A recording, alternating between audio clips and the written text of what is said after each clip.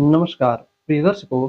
हाजिर हूँ आज ज्योतिष में बनने वाले कुछ ऐसे अशुभ योगों को लेकर, जो कि जिस भी जातक की जन्म कुंडली में बने तो ऐसा जातक जीवन भर संघर्ष करते रहता है।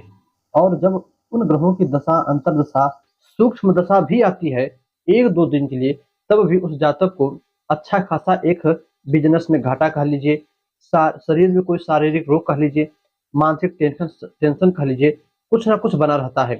तो दर्शकों, आजकल देखिए बहुत सारे प्रचलित ज्योतिष के योग प्रसिद्ध हो गए हैं और बहुत सारे कुछ ज्योतिषाचार्य प्रसिद्ध हो गए हैं, जो कि मात्र कुछ गिने चुने हुए दोषों को जानते हैं। जैसे काल सर्पदोष, सभी लोग पता है कुंडली में बनता है तो लोग बार बार उसी को बतलाते हैं। तो आज हम काल सर्पदोष की बात नहीं करेंगे। आज हम पितृदोष की, केमद्रुम दोष की, नीच भंग राजयोगों की और राहु केतु की महादशा, शनि की साढ़े साथी ढैया, किसी भी प्रकार के ऐसे दोषों के विषय में बात नहीं करेंगे जो कि जग प्रचलित है। हम बात किस विषय में करेंगे? देखिए, हम आज बात जिस विषय में करने वाले हैं वह चीज भी भले ही छोटी छोटी हो, किंतु अभी मैंने पहले ही वीडियो बनाया तो उसमें कहा था कि छोटे छोटे योगों से ही एक बहुत बड़ा राजयोग बनता है। उसी प्रकार भाई, जब राजयोग बना तो एक छोटे छोटे दोषों से ही एक बहुत बड़ा दोष भी बनता है। जरूरी नहीं है कि कुंडली में हमेशा मार्किस ही दशा जातक के लिए दुखदायी हो। कुछ अकारक ग्रह होते हैं, कुछ अशुभ ग्रह होते हैं, पाप ग्रह होते हैं। जब उनका भी समय आता है तो वो भी जातक को परेशानी अवश्य देते हैं। और दर्शकों, कुंडली में जैसे कि बहुत सारे योग बनते हैं, आप सभी लोग जानते हो, एक दो नहीं बहुत सारे योग बनते हैं। देखिए, सबसे जो अधिक महत्वपूर्ण रखता है कुंडली में वो है कि जातक कब पैदा हुआ है, किस समय पैदा हुआ। जब वो पैदा हुआ उस समय कौन सी बेला चल रही थी, कौन सा समय चल रहा था, अच्छा समय था, बुरा समय था, अच्छी बेला थी कि खराब बेला थी, उसी के आधार पर पूरी कुंडली देखी जाती है। कुंडली तो आपने बना ली, कुंडली देख ली, किंतु बेला कौन सी चल रही थी ये बहुत लोग उस पर ध्यान नहीं देते।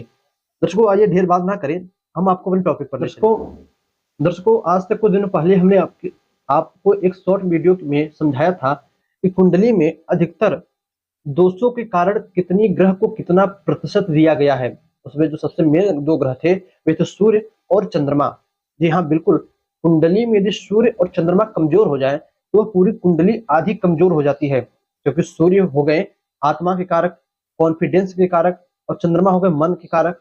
जब आपका आत्मविश्वास ही, कॉन्फिडेंस ही और मन ही कमजोर हो जाए तब ऐसा जातक ऑटोमेटिक हर चीज में पहले ही हार मान लेता है कि मुझसे नहीं होगा।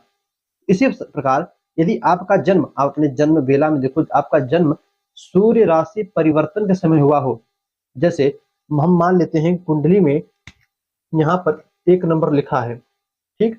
अब यहाँ पर सूर्य भी बैठे हैं, किंतु यह सूर्य 0 अंश के हो जाएं, 0 अंश के हो जाएं, अथवा यह सूर्य 29 अंश के हो जाएं।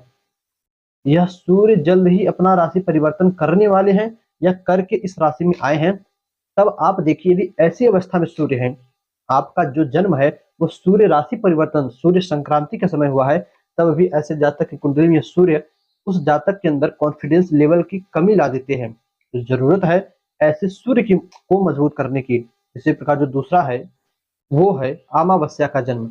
उस जातक के अवगाहड़ा चक्र में जाकर देखिए, जो जन्म पत्री बनी उसके अवगाहड़ा चक्र में उसका जन्म किस तिथि को हुआ है। पूर्णिमा तिथि है तो सही है। यदि उसका जन्म अमावस्या तिथि में हो जाए या ऐसी तिथि में हो जाए कि जिस तिथि में चंद्रमा कमजोर होते हो, तब भी ऐसी अवस्था थी। चंद्रमा नीच के होते हैं, सभी को पता है कि मानसिक टेंशन देंगे, किंतु जब चंद्रमा अमावस्या के होते हैं तो वह चंद्रमा पापक ग्रह बनते हैं और आजीवन जातक को टेंशन देते रहते हैं, मानसिक तनाव देते रहते हैं और संघर्षमय जीवन हमेशा। भाई, जब टेंशन बना रहेगा 24 घंटा तो जीवन संघर्ष में ही बीतेगा। इसी प्रकार एक साल भर में आता है नरक चतुर्दशी करके। नरक दीपावली के जस्ट एक दिन पहले होता है, तो नरक चतुर्दशी करके एक दिन आता है साल में एक बार। उस दिन जिस बच्चे का जन्म हो जाए फिर तो कुछ कहना ही नहीं। उस दिन तो चंद्रमा अत्यंत पीड़ित होते हैं, 1-2% नहीं, पूरी की पूरे 100% हम कह सकते हैं पूरे समुद्र में डूब जाते हैं, जितना समझे उतना पीड़ित होते हैं। ऐसे चंद्रमा को अथाह मजबूती देने की जरूरत होती है। जोर दे रहा हूँ, अथाह मजबूती देने की जरूरत होती है। चंद्रमा अत्यंत पीड़ित होता है। तो यही छोटे छोटे दोष हैं भाई, कोई इस पर ध्यान नहीं देता, किंतु यह भी दोष है। कुंडली में हर एक तथ्य, हर एक नंबर, हर एक ग्रह, हर एक अंश बल, हर एक ग्रहों की दृष्टि, हर एक छोटी से छोटी चीज मायने रखती है आपके जीवन को आगे बढ़ाने में। तो सूर्य या तो सूर्य संक्रांति के दिन आपका जन्म हो जाए, अमावस्या के दिन आपका जन्म हो जाए, कृष्ण नरक चतुर्दशी, कृष्ण नहीं, नरक चतुर्दशी के दिन आपका जन्म हो जाए, तब भी ऐसे जातक को आजीवन संघर्ष करते रहना पड़ेगा और मानसिक तनाव तनाव झेलना पड़ेगा। दर्शकों, इसी प्रकार अगला जो हमें दोष मिलता है वो है सार्प शीर्ष दोष। यह क्या होता है? इस दोष के विषय में विद्वानों का मत है कि मार्ग शीर्ष महीने में, हिंदी महीना मार्ग शीर्ष, इस महीने में जिस बच्चे का जन्म हो जाए, अथवा कार्तिक महीने में जिस बच्चे का जन्म हो जाए, मार्गशीर्ष महीने में जन्म होने के कारण उस दोष, उस कुंडली में सार्प शीर्ष नामक दोष बनता है। और कार्तिक महीने में जन्म होने के कारण कार्तिक महीने भर पूरा वह सूर्य जो है नीच का होकर कुंडली में पड़ा रहता है। सूर्य कुंडली में 7 नंबर की गिनती, जहां पर 7 लिखा हो और वहीं पर सूर्य बैठे हो, तब कुंडली में यह जो है सूर्य नीच के होते हैं। और जैसा कि मैंने कहा, सूर्य कमजोर होते हैं तब भी दिक्कत देते हैं, और सूर्य नीच के होते हैं तो भी दिक्कत देते हैं। तो कार्तिक महीने में, मार्गशीर्ष महीने में भी जिस बच्चे का जन्म हो उसे भी, देखिए अब मैं नहीं कहूंगा कि यह सूर्य जो है बहुत परेशानी देंगे, किंतु हाँ, सूर्य से संबंधित जितनी परेशानियां होती हैं, जैसे कॉन्फिडेंस का कम होना, बालों का झड़ना, हड्डियों में कमजोरी, बहुत जल्द ही दांत का टूटना, आंखों से कम दिखना, आंखों से जल्दी धुंधलापन छोटी उम्र में ही, तो यह सब सूर्य से होता है। तो ऐसा सूर्य नीच के हो जाए, कम अंश बल से हो जाए, राशि जो है परिवर्तित करे, ये सभी दोष उस जातक की कुंडली के अनुसार उस जातक के ऊपर देखने को अवश्य मिलता है। इसी प्रकार जो अगला दोष है वह कहता है कि बच्चे का जन्म गुली काल में हो जाए।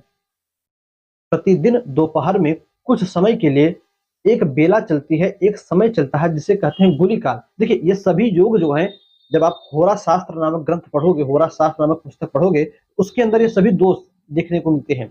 किंतु मैंने कहा ना कि छोटी-छोटी बातों पर किसी का ध्यान नहीं जाता।